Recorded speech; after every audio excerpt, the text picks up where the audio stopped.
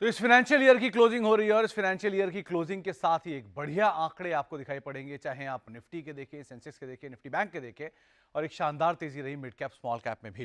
पहले कुछ नंबर्स में निफ्टी करीब 27% के आसपास की बढ़त देखने को मिली, सेंसेक्स 24% का उछाल रहा, बैंक निफ्टी 15% की बढ़त यहां देखने को मिली, मिड कैप में 60% और स्मॉल कैप करीब करीब 70% की शानदार तेजी देखने को मिली।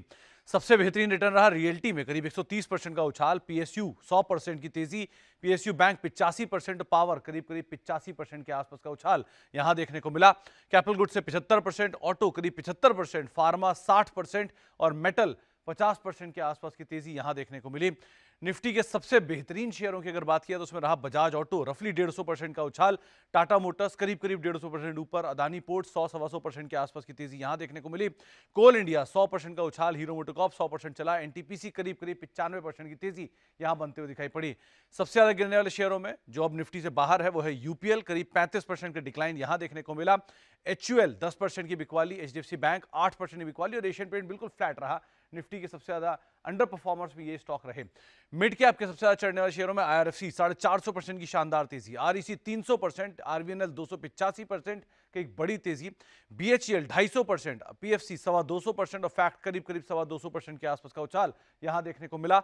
स्मॉल कैप में बीएससी 500% की बढ़िया तेजी, सुजलॉन 450%, हुडको 350% की एक बढ़िया उछाल यहां देखने को मिला। मैंगलोर रिफाइनरी 330%, कोचिन शिपयार्ड 325% और एसजेवीएन 300% के आसपास का उछाल यहां आता हुआ दिखाई पड़ा। इस फाइनेंशियल ईयर के कुछ बढ़िया आईपीओज में सबसे ऊपर नाम रहा आयरेडा का, 325% की तेजी इसमें देखने को मिली। सिग्नेचर ग्लोबल 245%, नेटवेब करीब 225%, मोती सन्स इशू प्राइस से 200% के आसपास का उछाल और साइन डीएलएम 165% की तेजी यहां देखने को मिली।